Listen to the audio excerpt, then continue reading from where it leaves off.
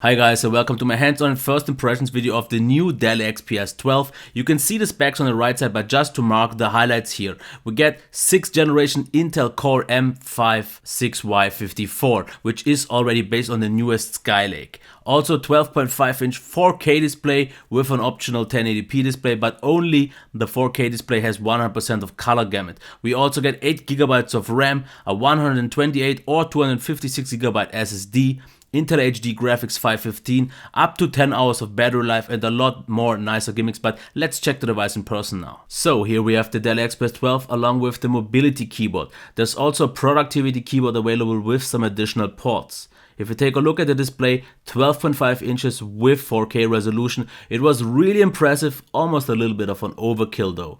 In terms of ports and buttons, on the left side we can see the volume rocker, micro SD card slot under the flaps, and 2 USB Type-C with USB 3.0 and the headphone jack at the bottom. Here we can see the port for the keyboard docks, and on the right hand side we can see the Kensington lock along with the power button towards the top. The device felt very lightweight and thin with under 8mm and under 800 grams. The great thing about the back is it is soft touch coated magnesium, so it really felt very premium. If we take a look at the mobility keyboard now, let's give it a few seconds. The great thing about it is very thin, as you can see here. It doesn't hold up for a battery though. That's what the productivity keyboard is there for, because it has 60% of additional battery inside. The key travel of this keyboard was really nice. It was even better than on the Dell XPS 13, and the great thing is it is also backlit. The only minor complaint I have for right now is the fixed angle and the way it holds onto it, because it uses magnets. We have a 145-degree angle, so it should work quite nice on a desk.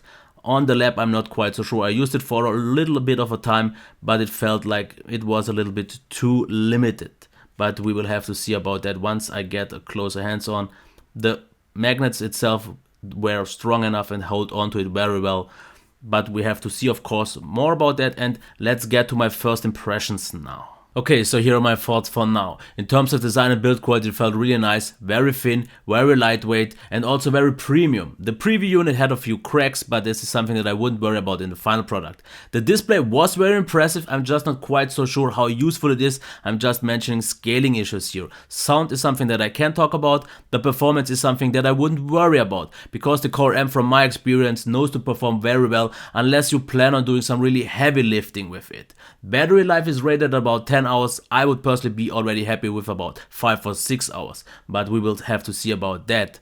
In terms of noise, there's nothing to worry about since it is fanless, which is really great, and with Windows 10 it should provide a really great laptop but also tablet experience. The only minor complaint I have for right now is the mobility keyboard, because it has a fixed angle and holds onto with the magnets. I would wish for something more secure and a little bit more flexible. This is why I'm definitely looking forward into checking the productivity keyboard that has additional ports but also a slightly flexible angle in use. I am definitely already very excited to get my hands on this device for a full review. The only bummer though is it won't be available until end of January here in Germany. In the US you should be able to get it though at the end of October, which is really nice to see. So if you still are interested in the full review, please subscribe to my channel for more.